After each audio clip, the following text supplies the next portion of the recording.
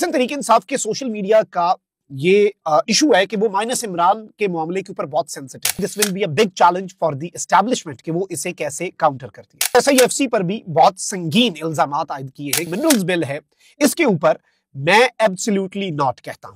कौम का ये एतमाद हमारे पास इमरान खान की अमानत है और पाकिस्तान तहरीक इंसाफ जो है वो अब अपनी मज़ाहमत की सियासत जो है उसके ट्रेलर देना शुरू हो चुकी है।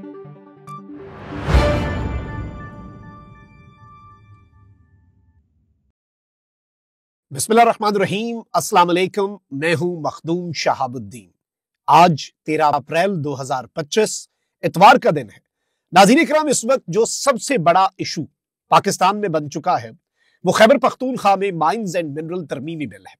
अब इस सब के ऊपर पाकिस्तान तहरीक इंसाफ की कोर कमेटी ने तो ये नैरेटिव अपनाया, पाकिस्तान तहरीक इंसाफ की कोर कमेटी ने ये मौक़िफ़ अपनाया कि जी इमरान खान साहब की अप्रूवल हम लेंगे तभी ये बिल पास होगा, लेकिन साथ एक वर्डिक्ट भी दे दिया कि हमें इस बिल पर ब्रीफिंग दी गई है और इस बिल में कुछ गलत नहीं है। लेकिन अब जो लोग पीटीआई के कारकुन के लिए मैटर करते हैं उन लोगों में सरे फहरिस्त मुराद सईद है। रिसेंटली मुराद सईद ने स्ट्रीट पॉलिटिक्स को एक नई जहत दी है और पाकिस्तान तहरीक इंसाफ जो है वो अब अपनी मज़ाहमत की सियासत जो है उसके ट्रेलर देना शुरू हो चुकी है।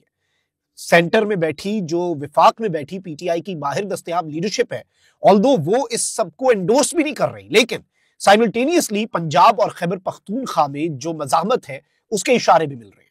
तो मुराद सईद इसलिए इंपॉर्टेंट हो चुके हैं। अब मुराद सईद साहब जो है इन्होंने एक ट्वीट किया है रात के, और इस ट्वीट ने पूरे का पूरा मंजर जो है वो बदल दिया है और पूरी की पूरी गेम जो है वो तब्दील कर दी है विदाउट अ डाउट। इसके साथ ही साथ पाकिस्तान में एक बहुत ही इंपॉर्टेंट वफ्द आया हुआ है और इस वफ्द ने आकर क्या करना है, और इस वफ्द की जो शख्स सरबराही कर रहा है, जो साबिक अमेरिकी लेफ्टिनेंट जनरल है और पाकिस्तान कॉकस का को चेयर है, वो शख्स क्यों इतना इंपॉर्टेंट है और कुछ दिन पहले उस शख्स ने एक इंटरव्यू के अंदर जो बातें कही वो इस निजाम के लिए क्यों दर्दे सर बन चुकी है, इस हवाले से कुछ डिटेल्स हैं। और क्या अडियाला जेल में इमरान खान से मुलाकात हो सकती है इस वफ्द की, और क्या अडियाला जेल के दरवाजे इस निजाम को खोलने पड़ सकते हैं, क्योंकि अमेरिका बहादुर को इनकार करना थोड़ा सा मुश्किल होता है ना। तो इस चीज को भी हम जरा डिस्कस कर लेते हैं। आगाज जो है वो मुराद सईद से करते हैं। मुराद सईद साहब जो हैं उन्होंने इस वक्त, चूंकि आपको पता है कि स्ट्रीट पॉलिटिक्स जो है उसका आगाज कर दिया और रोजाना वो ट्वीट कर रहे होते हैं, अपनी स्टेटमेंट्स दे रहे होते हैं, केपी, पंजाब और बाकी सिंध और बलूचिस्तान के नौजवानों को तैयारियों के हवाले से हिदायत दे रहे होते हैं। अब पाकिस्तान तहरीक इंसाफ के सोशल मीडिया का ये इशू है कि वो माइनस इमरान के मामले के ऊपर बहुत सेंसिटिव है। माइनस इमरान के आगे अगर कोई पैरा है तो वो सोशल मीडिया। तो मुराद सईद साहब जब ये बात करते हैं तो मुराद सईद साहब से अब कारकुन भी पूछना, मुराद सईद से भी पूछना शुरू हो गए कि भाई माइंस एंड मिनरल पे क्यों खामोश हैं, उस पर बात करें ना, उस पर अपना मौकफ सामने रखें। तो मुराद सईद को उस पर अपनी वजाहत देनी पड़ गई और वो वजाहत एस्टैब्लिशमेंट के लिए एक चैलेंज है, क्योंकि उस वजाहत में केपी गवर्नमेंट पर और पीटीआई की लीडरशिप पर अब एक बहुत ज्यादा उस वजाहत ने बोझ डाल दिया। इससे पहले अलीमा खान ने भी कहा कि भाई बिल अच्छा है या बुरा है, इसे मौखर कर दे इमरान खान की रिहाई तक। उसके बाद अब मुराद सईद की स्टेटमेंट ने प्रेशर बिल्ड कर दिया। इसमें उन्होंने खैर एसआईएफसी, जो कि आर्मी चीफ का एक इनिशिएटिव है, उस एसआईएफसी पर भी बहुत संगीन इल्जामात आयद किए हैं कि उसका मकसद दर हकीकत कुछ और है। तो मुराद सईद का ये ट्वीट खतरनाक भी है। मुराद सईद का ये ट्वीट एक नई जहत भी दे देता है पीटीआई की मज़ाहमती एंटी एस्टैब्लिशमेंट पॉलिटिक्स को, और जो माइंस एंड मिनरल का मामला है उसमें प्रॉब्लम्स अब क्रिएट होंगी उसे पास करवाने में, अगर कोई चाहता है। और इसमें बहुत से मामलात है ना, जाहिर बात है बहुत से साफी जो हुकूमत के करीब है वो भी अब ये कहना शुरू हो गए हैं कि भाई ये बिल जो इस्लामाबाद में तैयार होकर केपी गवर्नमेंट को भेजा गया कि बस पास करना ही करना है। अब मुराद सईद कहते हैं कि मैंने मादनियात बिल नहीं पढ़ा, लेकिन इसके हवाले से जिन खदशात का इजहार आप सबने किया था और ऐसे मामलात में माजी को मद्देनजर रखते हुए मैं अपनी तशवीश से तहरीरी तौर पर पार्टी और सूबाई हुकूमत को आगाह कर चुका हूँ। पार्टी मामलात पर मैं कभी सोशल मीडिया पर बात नहीं करता क्योंकि मेरे पास अपनी राय देने के लिए फोरम मौजूद है, लेकिन चूंकि एक हफ्ते से अवामी तहरीक का मोमेंटम बना है और मैं सवाल कर रहा हूं कि फैसला कुन मरहला है, लेकिन जवाबन मुझसे मेरा मौकफ पूछा जा रहा है, इसलिए यहां तहरीर कर रहा हूं। मेरा मौकफ आसान अल्फाज में एब्सोल्युटली नॉट है, यानी कि ये जो मिनरल्स बिल है इसके ऊपर मैं एब्सोल्युटली नॉट कहता हूं। हमारी आपकी तशवीश बनती भी है। हमारे यहाँ कानून साजी में जहां नेशनल, स्ट्रेटेजिक, सिक्योरिटी, इंटरेस्ट जैसे अल्फाज आ जाएं तो समझ जाएं कि अपने मफादात के तहफ़्फ़ुज़ या फायदा, ताकत की बका और आइन और कानून से मुनाफी हर काम को कानूनी शक्ल दी जा रही है। ज्यादा दूर क्यों जाएं, ऐसे ही अल्फाज का सहारा लेकर एक एसआईएफसी बनाई गई जो अपने मकासद में बिल्कुल वाज़ेह है। बिल्कुल बेचने का स्लोगन बस मिसिंग है। बाकी ये एक ऐसा ओएलएक्स है जो बिना सरमायाकारी के नाम पर, लेकिन अवामी खजाना उड़ाकर इदारे तबाह करके अपनी ताकत को दबाम दे दे और अवामी वसाइल बर्बाद करने के लिए कौमी असासे और जखायर ही बेच रहा है। अब ये SIFC के ऊपर एक बहुत बड़ा एलिगेशन है ऑब्वियसली कि अवामी जखायर बेचे जा रहे हैं। कहते हैं कि गिलगित बल्तिस्तान के वसाइल पर कब्जा, सिंध की नहरों पर कब्जा, बलूचिस्तान में लूट सेल चल रही है, पख्तूनख्वा में भी माफिया, मजमूम मकासद कोई ढके छुपे नहीं। पाकिस्तान तहरीक इंसाफ एक अवामी जमात है जिसकी क़यादत अवाम से उठी है और जिनका जीना मरना इस मुल्क और इस मुल्क की अवाम के साथ है। इससे अवाम बजा तौर पर यह तवक्को रखती है कि उनके मफादात का बहर सूरत ये तहफ़्फ़ुज़ करेगी। अब इसमें लंबी स्टोरी नहीं मैं आपको सुनाता, ये एंड पे कहते हैं कि मैं अपनी क़यादत को कहना चाहता हूं कि ये हुकूमत, इस सूबे के वसाइल हमारे पास हमारी अवाम की अमानत है, कौम का ये एतमाद हमारे पास इमरान खान की अमानत है।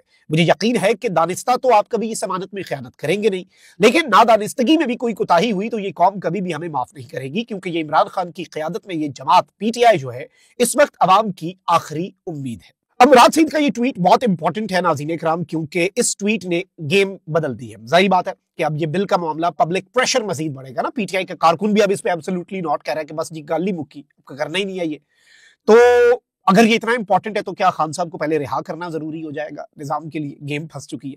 अच्छा भाई, दूसरी जानिब अमरीकी अरकान कांग्रेस का 3 रुकनी वफ्द इस्लामाबाद पहुंचा है। सिफारती जराये के मुताबिक अमरीकी कांग्रेस के वफ्द में जो पाकिस्तान कॉकस के को चेयर हैं जैक ब्रिगमैन और टॉम स्वाजी शामिल हैं, और ये वफ्द 15 अप्रैल तक पाकिस्तान का दौरा करेगा। सिफारती जराये का कहना है कि अमरीकी अरकान कांग्रेस का वफ्द वजीर आजम और वजीर खारजा से मुलाकात करेगा। इसके अलावा वफ्द आला अस्करी क़यादत से भी मिलेगा। सिफारती जराये ने बताया कि अमरीकी वफ्द मईशत, तिजारत, दिफाई और अस्करी ताल्लुकात और तालीम के उमूर पर बातचीत करेगा।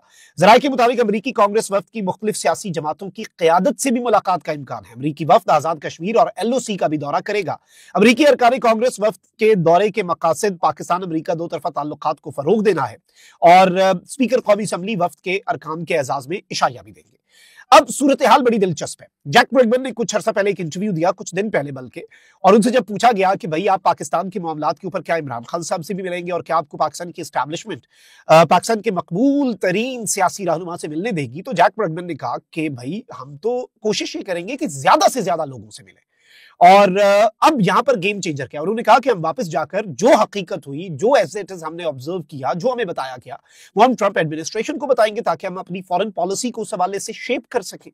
अब जैक ब्रिगमैन एक साबिक लेफ्टिनेंट जनरल भी हैं, रिटायर्ड, और ये कांग्रेस के रुकन भी हैं, को चेयर भी हैं पाकिस्तान कॉकस के, और इसीलिए ये पाकिस्तान आए हैं, सरबराही कर रहे हैं इस वक्त की। ये गेम चेंजर है। और मैं आपको यहां पर यह बता दूं कि सूरत हाल बड़ी दिलचस्प हो चुकी है, क्योंकि इससे पहले एक डोजियर है PTI के पास। वो डोजियर चीफ जस्टिस को भेजा गया और चीफ जस्टिस भी फिर IMF के वफ्द के बाद, मुलाकात के बाद, ये कहने पर मजबूर हो गए कि बड़ी अच्छी बात है कि 7 USBs भी इमरान खान ने अपने खत और डोजियर में दिए और सबूत दिए। IMF के उस वफ्द को PTI ने वो डोजियर थमा दिया था। अब मुख्तलिफ सियासी जमातों के जो कायदीन हैं उनकी क़यादत से भी मुलाकात है, तो PTI की हकीकी क़यादत तो इमरान खान साहब है। अच्छा चले, इमरान खान साहब से नहीं भी मिलते तो एक डोजियर तो तैयार पड़ा है ऑलरेडी, बस उसे टाकी शाकी मारनी है, जो IMF के वफ्द को भी दिया, जो चीफ जस्टिस को भी भेजा। अगर वो डोजियर विद प्रूफ्स ऑफिशियली इस कैपेसिटी में पाकिस्तान तहरीक इंसाफ इस वफ्द को दे देती है, तो obviously this will be a big challenge for the establishment कि वो इसे कैसे काउंटर करती है। वैसे भी इस कॉकस ने ऑब्वियसली सवालात पूछने हैं, और ऑपोजिशन से मुलाकात जो है और मुख्तलिफ पॉलिटिकल पार्टीज और मुख्तलिफ स्टेक होल्डर्स के साथ जो मीटिंग्स हैं वो इनकी पहले ही शेड्यूल हो चुकी हुई है। और ऑब्वियसली ये भी हो सकता है कि इन्हें कुछ इन्फॉर्मेशन मिले, उसकी बुनियाद पे ये मजीद रिक्वेस्ट कर दें कि भाई हमें ये वाली मीटिंग भी चाहिए, ये वाली मीटिंग भी चाहिए, हम ये भी चाहते हैं, ये भी चाहते हैं। तो बड़ा मैच फंसा हुआ है, चीजें बड़ी डिफरेंट तरफ को जा रही हैं। Let's see how things unfold, लेकिन ये चीजें थी जो आपके सामने रखना जरूरी थी। अपना बहुत ख्याल रखें। अल्लाह निगहबान। पाकिस्तान जिंदाबाद।